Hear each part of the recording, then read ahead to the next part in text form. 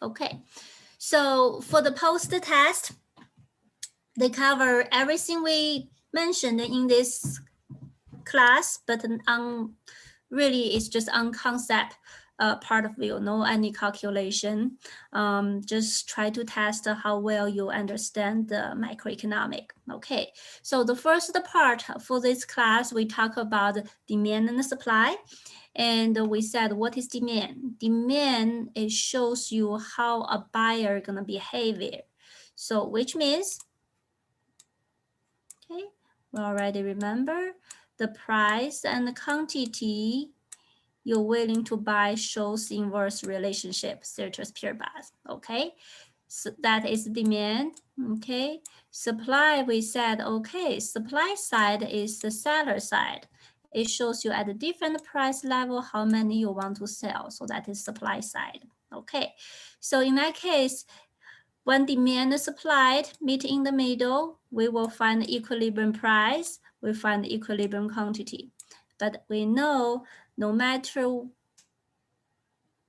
demand goes up, goes down, or supply goes up, goes down, the new equilibrium is gonna move. Okay, so for example, if you increase demand, then the new equilibrium price and the new equilibrium quantity will be higher than the previous.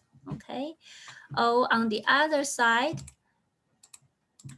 okay, if supply is going up, okay, we find out, okay, the equilibrium quantity is gonna be go up, the equilibrium price is goes down. Okay, so in that case, you need to know, okay, where you can find the equilibrium price and what's gonna change that price. Okay, all right, and then second one, we are going to talk about GDP, okay? So we said, what is GDP? To calculate the GDP, we have two approach, okay? Remember we said, if we have 10 computer on expenses way, okay, household can purchase it for the consumption, business purchase it for the investment, government purchase it, which is government purchase, and then net export. Okay, so that is expenditure approach.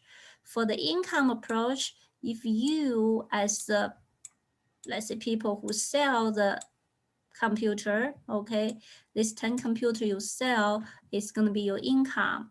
Use this, you're going to need to pay your labor, okay, and pay your labor, that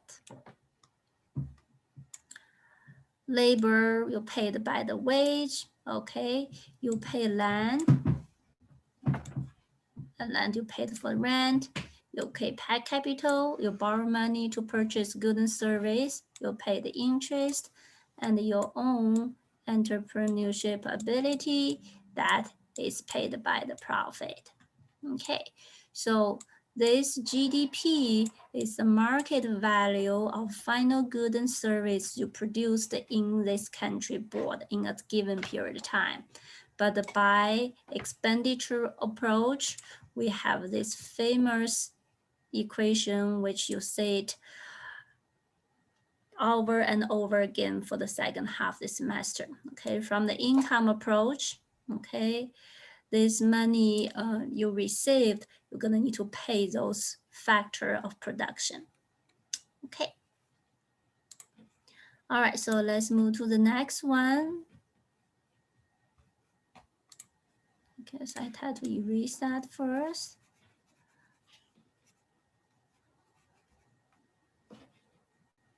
Okay. All right, next one. We are talking about the aggregate demand and aggregate supply. Remember, aggregate demand, they just put all the buyers together. It shows you the whole country, okay? How many things you're gonna purchase, okay? Depends on its price level. And then we find out aggregate demand is downward sloping because price level gonna affect the GDP on several factors. And then when price level goes up, people want to purchase less. When price level goes down, people want to purchase more. So aggregate demand shows this relationship, okay? Aggregate supply, we said immediately aggregate supply is this way. And the long-term aggregate supply is here. And then short-term aggregate supply is this. And this is what we focus on, okay? And we put aggregate demand and aggregate supply together, we'll find a new equilibrium.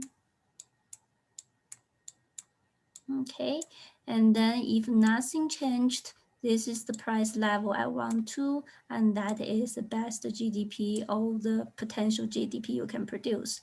However, we have something happen in demand side. When demand shift this way, we find out the price level goes up, and that we call it what? Demand pull inflation, because aggregate demand is higher than the full employment. Okay, and then we have other one is called cost push inflation. It basically is we have aggregate demand and aggregate supply, but because cost of production goes up, and then the supplier decide I'm gonna shrink how many I'm gonna supply. So cost push and then aggregate supply shift this way, it also causes inflation, but we said this kind of inflation gonna die out, okay?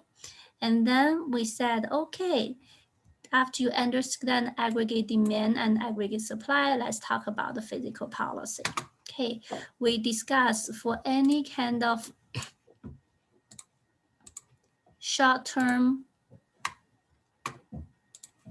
okay, business cycle, most cause is the demand is not there. So in that case, let's see, okay, well, actually we have it, okay. So this is the inflation, okay? So if you want to cool down this inflation, you can use physical policy or monetary policy. So when we talk about the physical policy basically doing two things. They either change the consumption part or change the government purchase part, okay? And both of them, if they want to change consumption, usually they use changing tax, okay? They increase the tax, you have less money in your pocket, then you consume less. And if you reduce your tax, you have more money in your pocket, then you consume more. So they changing the tax intend to affect consumption, or they change government spending. But no matter changing tax or changing the government spending, is need to pass the Congress. This is a physical policy we discussed.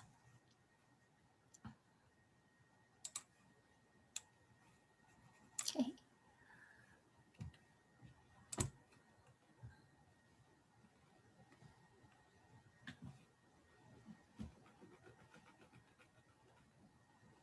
Okay. So here, we talk about if economy experience recession.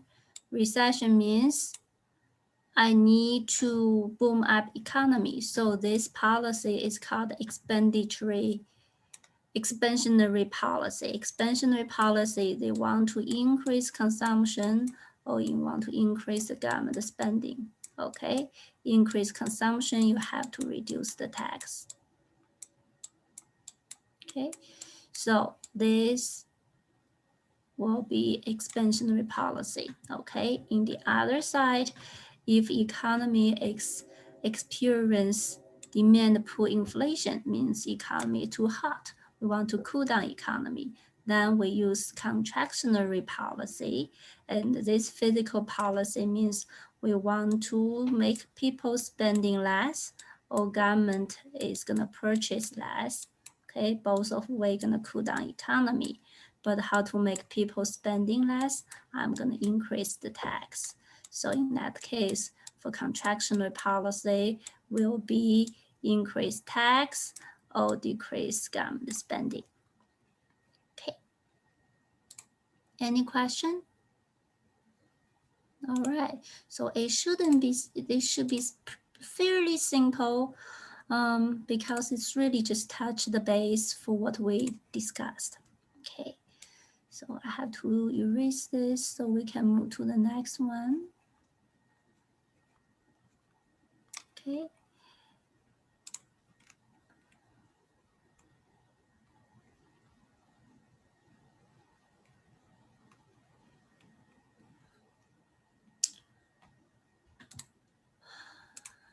All right.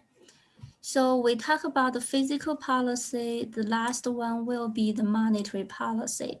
So before we talk about the monetary policy, of course, we need to talk about the Federal Reserve. Okay, so remember, we said for physical policy, no matter they need to change the tax or change the government spending, which is the budget, need to pass Congress. However, for monetary policy, the Federal Reserve Bank is the only one who is taking charge of that.